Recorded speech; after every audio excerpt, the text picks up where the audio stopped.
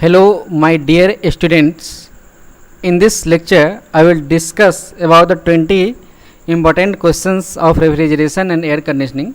These type of questions is usually asked in Railway JEE, SSC JEE, and all the other maximum exams. Before starting discussion, I would like to tell you one quotation.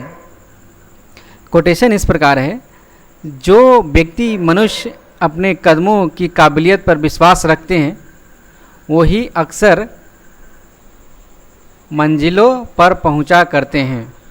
इसलिए हमेशा अपने कदमों पे, अपने मेहनत पे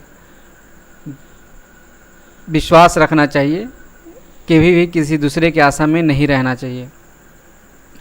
तो चलिए हम डिस्कशन स्टार्ट करते हैं। सबसे पहला क्वेश्चन है, विच वन,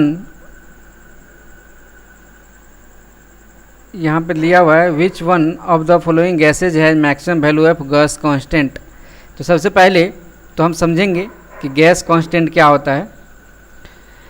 देखिए, गैस कांस्टेंट आर, इसको कैरेक्टरिस्टिक गैस कांस्टेंट कहते हैं। होता है, एक होता है universal gas constant bye molecular weight. Molecular weight क्या होता है आप सबको पता है। जैसे अगर हम नाइट्रोजन का बात करें तो इसका मोलिकुलर वेट कितना होगा। मोलिकुलर वेट देखिए, नाइट्रोजन होता है डायटोमिक N2, यानी इसमें कितना है, 2 एटम है। एक एटम का मोलिकुलर वेट कितना होता है नाइट्रोजन का, 14। तो टोटल कितना हो गया, 28। ओके। ऐसे ही कार्बन डाइऑक्साइड की अगर बात करें, इसका फार्मूला होता है CO2। तो CO2 में कार्बन का एक एटम है, तो कार्बन के एटम का कितना होता है 12, प्लस ऑक्सीजन कितना है 2। एक ऑक्सीजन का वेट कितना होता है, एटॉमिक वेट 16। आप इसको सॉल्व कीजिए तो 44 आ जाएगा। ऐसा ही सल्फर डाइऑक्साइड, सल्फर डाइऑक्साइड को आप सॉल्व कीजिए।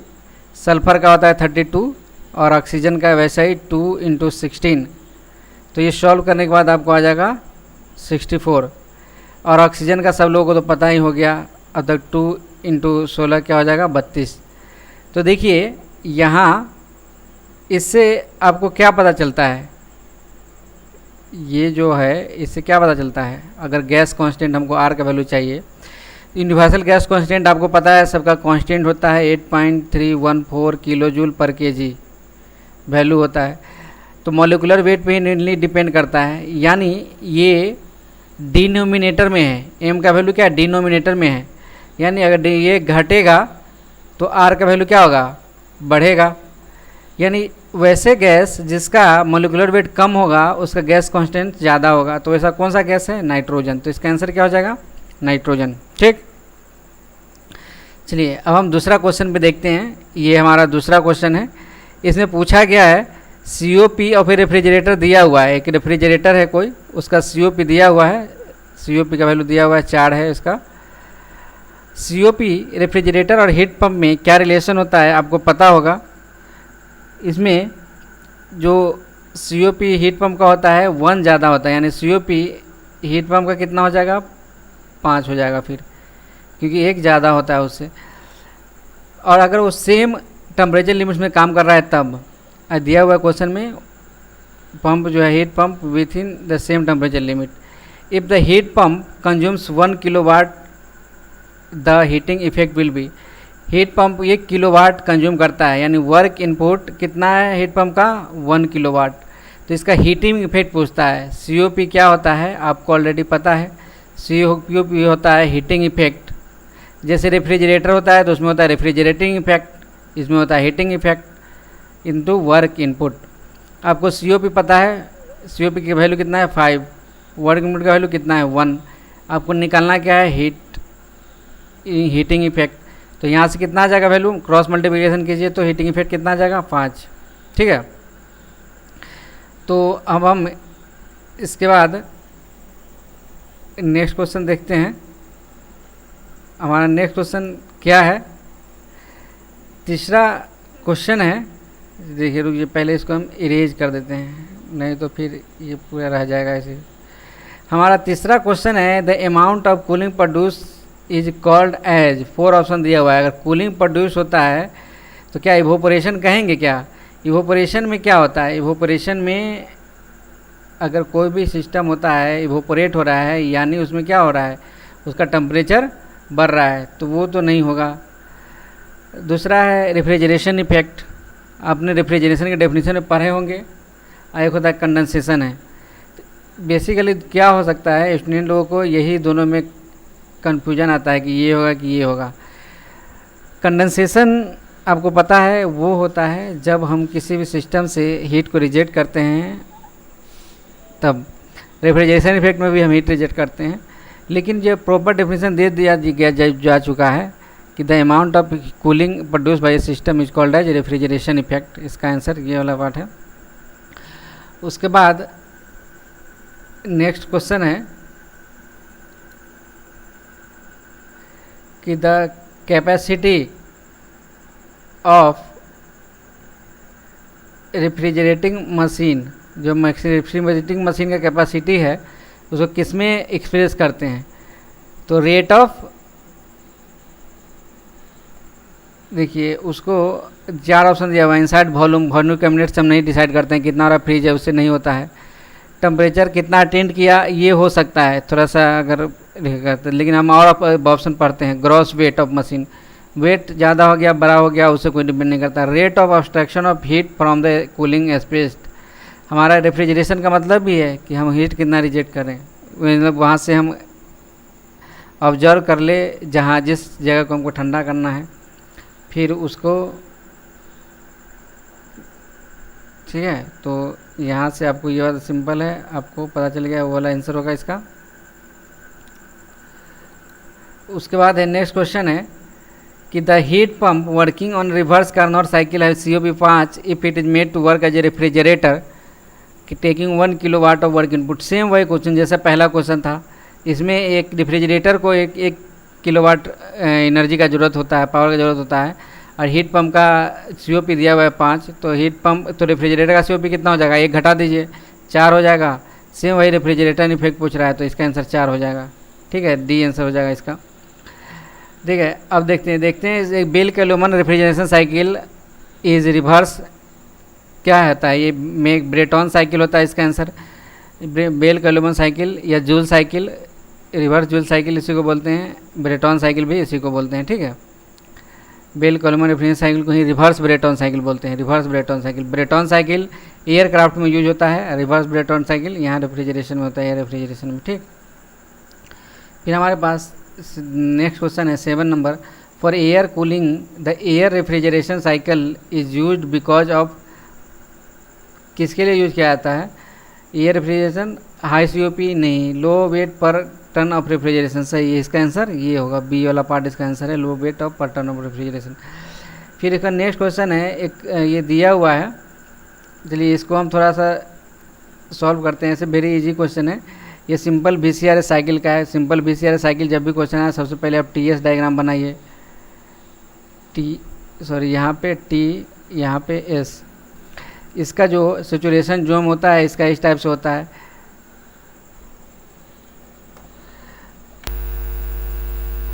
उसके बाद क्या होता है कि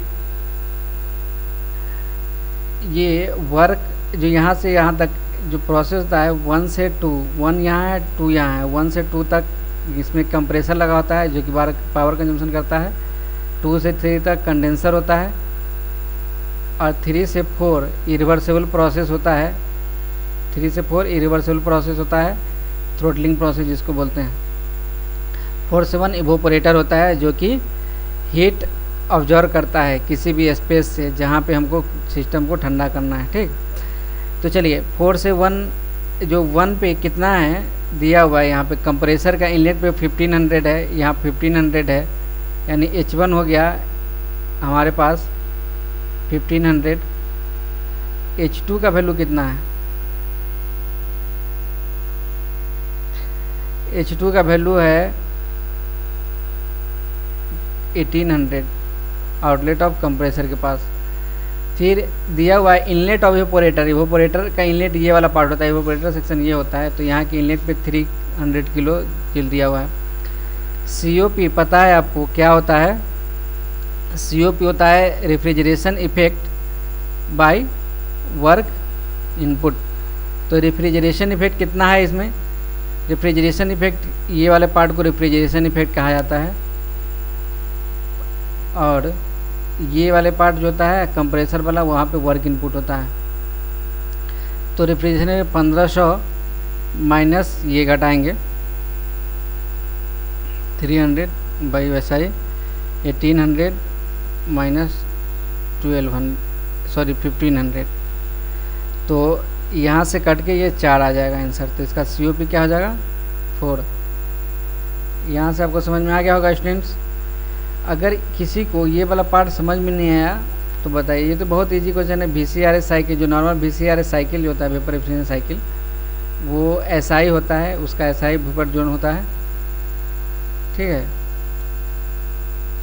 उसके बाद नेक्स्ट क्वेश्चन है हमारा, the sub cooling of a process of A cooling the refrigerant VCR cycle before. जो सब कूलिंग प्रोसेस किसके पहले होता है? देखिए हम आपको जो यहाँ पे बनाए थे, जो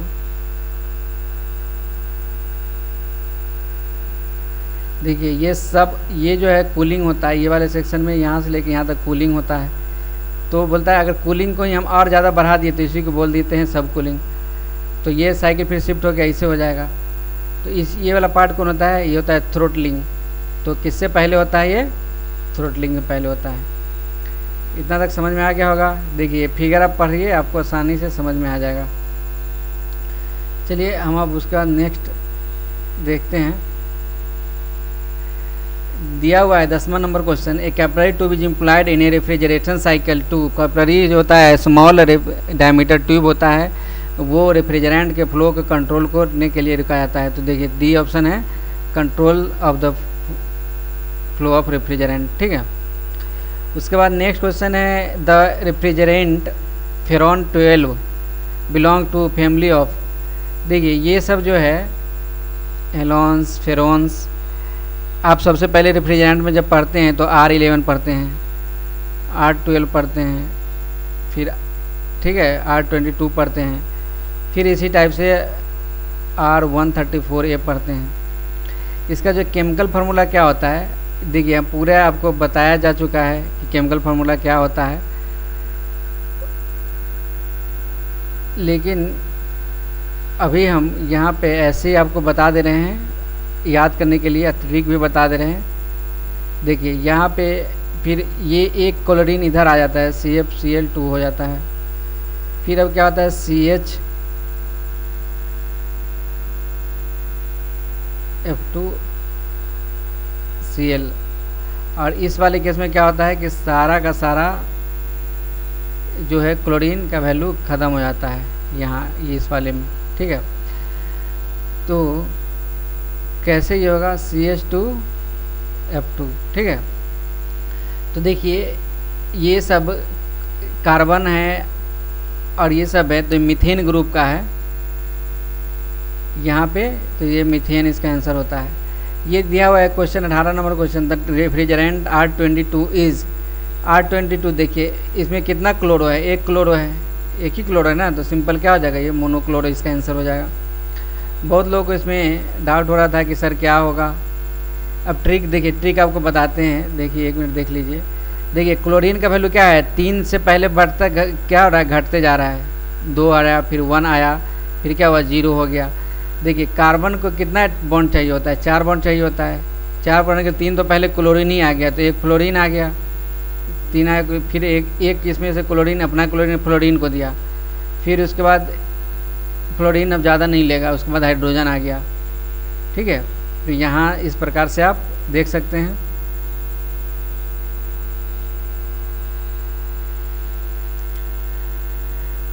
उसके बाद हम नेक्स्ट क्वेश्चन देखते हैं। अगर किसी लोगों को डाउट हो, वीडियो पॉज करके आराम से देखिए, या फिर हमको मैसेज कीजिएगा किसी को कोई डाउट होगा तो।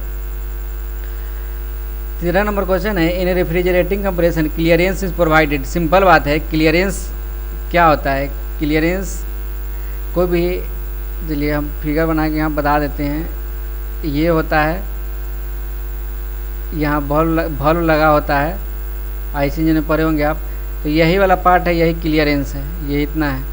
पहले क्लियरेंस जब नहीं था तो सपोज कीजिए इतना बड़ा सिलेंडर था, तो इसमें अगर सपोज कीजिए कोई भी आपको गैस डालना है, कुछ भी जानना है, तो इतना आता। लेकिन क्लियरेंस देने से क्या हो गया, इतना क्या हो गया, कम हो गया जगह। तो देखिए जगह कम हो गया तो वॉल्यूमेट्रिक एफिशिएंसी तो ऑटोमेटिकली कम जाएगा।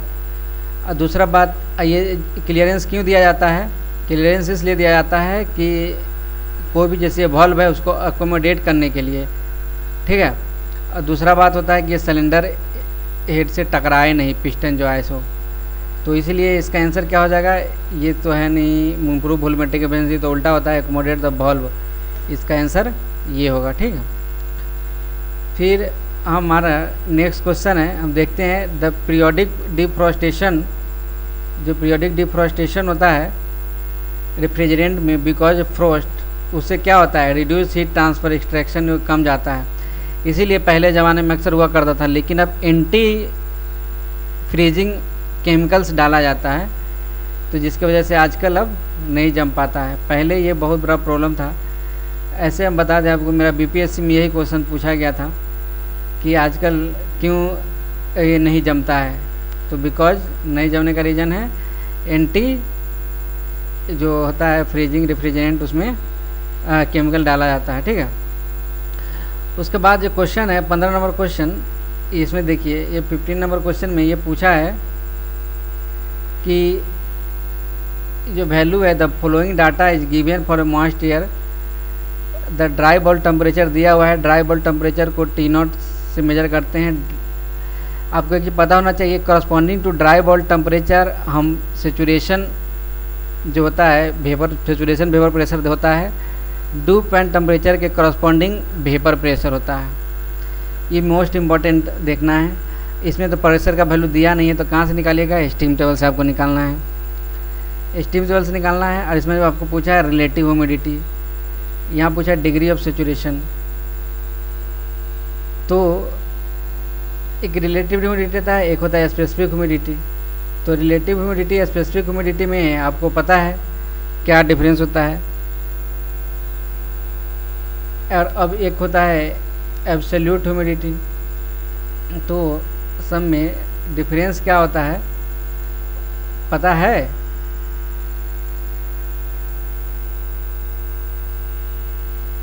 जो रिलेटिव ह्यूमिडिटी, इसका जो सिंपल फार्मूला होता है हम बता देते हैं आपको, उससे आप कैलकुलेशन कर लीजिएगा। देखिए ये रिलेटिव ह्यूमिडिटी होता है, इसको आप फाई से डिनोट करते हैं। इसका वैल्यू होता है PV बाई PV सेचुरेशन। एक होता है स्पेसिफिक ह्यूमिडिटी, स्पेसिफिक ह्यूमिडिटी का फार्मूला होता है, स्पेसिफिक ह्यूमिडिटी को आप देखिए डिनोट करने का तरीका तो कुछ भी है, ओमेगा से जनरली डिनोट किया जाता है, 0.625 PV by P minus PV। PV क्या होता है, PV होता है इस टेम्परेचर के कॉरस्पॉन्डिंग, आप जो देखिएगा तो ये आपका PV आएगा, इस टेम्परेचर कॉरस्पॉन्डिंग देखिएगा ड्राई बल्ब टेम्परेचर कॉरस्पॉन्डिंग, तो PVS आएगा स्टीम टेबल में। और दूसरा P टोटल प्रेशर 1 बार दिया हुआ है आपको, ठीक है। तो यहाँ से आपका निकल जाएगा, ये हो गया रिलेटिव ह्यूमिडिटी के बारे में, और ये है स्पेसिफिक ह्यूमिडिटी के बारे में, ठीक है।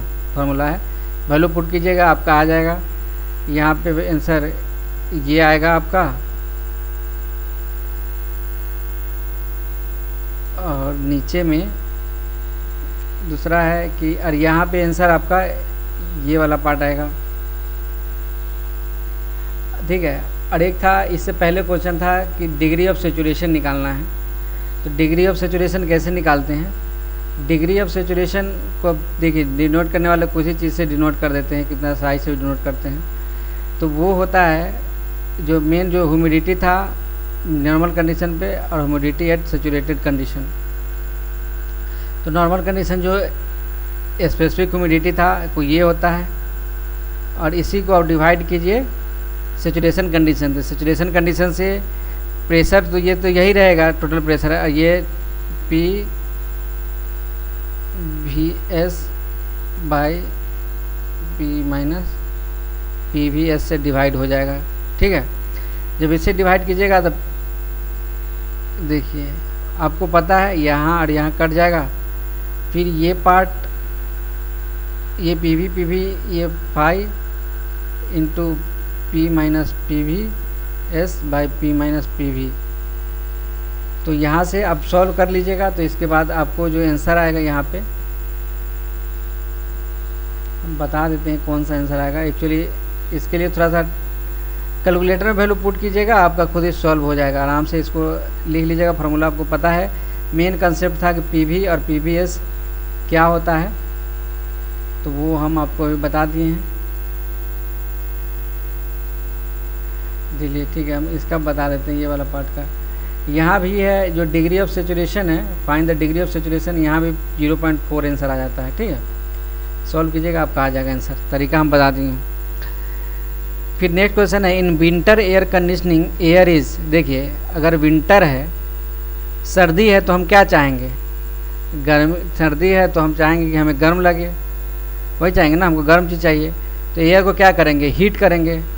और आप ये वाला पार्ट से यहाँ से पढ़े होंगे, एक जो ये ग्राफ होता है, अगर इधर क्या होता है टेम्परेचर बढ़ता है, ठीक है, इधर क्या ऊपर क्या होता है ह्यूमिडिफिकेशन लाइन होता है, ये वाला पढ़े होंगे ना, यहाँ टेम्परेचर लाइन होता है, ह्यूमिडिटी लाइन होता है। तो ह्यूमिडिटी बढ़ेगा, इधर बढ़ता है, इधर ह्यूमिडिटी घटता है, डिह्यूमिडिफिकेशन इसको बोलते हैं। इधर टेम्परेचर बढ़ता है, इधर टेम्परेचर घटता है। अब ठंडी में क्या चाहेंगे, आपको ठंडी में हमारा एयर क्या हो, टेम्परेचर बढ़े और ह्यूमिडिफाई हो, तो इसका आंसर क्या हो जाएगा, ये वाला पार्ट इसका आंसर हो जाएगा। ठीक है,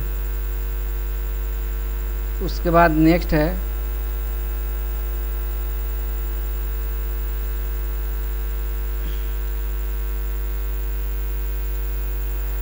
दो क्वेश्चन बचा है, उसके बाद उसका देख लेते हैं। उसके बाद देख क्वेश्चन है कि रूम सेंसिबल हीट दिया हुआ है आपको, रूम सेंसिबल हीट दिया हुआ है, रूम लेटेंट हीट दिया हुआ है, रूम सेंसिबल हीट फैक्टर पूछ रहा है। सेंसिबल हीट फैक्टर आपको पूछ रहा है। सेंसिबल हीट फैक्टर क्या होता है, sensible heat by latent heat, sorry by latent heat plus sensible heat यानी टोटल हीट। तो आप इसमें वैल्यू पुट कीजिएगा, इतना करके 2/3 आ जाएगा, ये 70 इतना आंसर आ जाएगा। एफिशिएंसी ऑफ हीट इंजन 80% दिया हुआ है। COP of refrigerator working on the same पूछ रहा है। एफिशिएंसी ऑफ हीट इंजन क्या होता है, 1/COP का होता है, उल्टा होता है, यानी COP क्या हो जाएगा फिर, तो 0.8 से कीजिएगा तो 1.25 हो जाएगा। ये किसके लिए होता है, हीट पंप के लिए होता है। तो रेफ्रिजरेटर और COP हीट पंप बराबर क्या होता है, COP रेफ्रिजरेटर प्लस 1। ठीक है, तो रेफ्रिजरेटर का पूछ रहा है, तो इसमें से आपको 1 घटाना पड़ेगा, तो ये आंसर आ जाएगा। ठीक है, चलिए फ्रेंड्स, हम यहाँ अभी 20 क्वेश्चंस इंपॉर्टेंट देखे हैं। होपफुल ये आपके लिए अच्छा होगा, हम आशा करते हैं आपको अच्छे से समझ में आ गया होगा। अगर कोई डाउट होगा तो नीचे कमेंट सेक्शन में कमेंट कीजिएगा, नहीं तो आप मेरे व्हाट्सएप नंबर से जुड़ सकते हैं। मेरा व्हाट्सएप नंबर है 8448536964। चलिए, थैंक यू।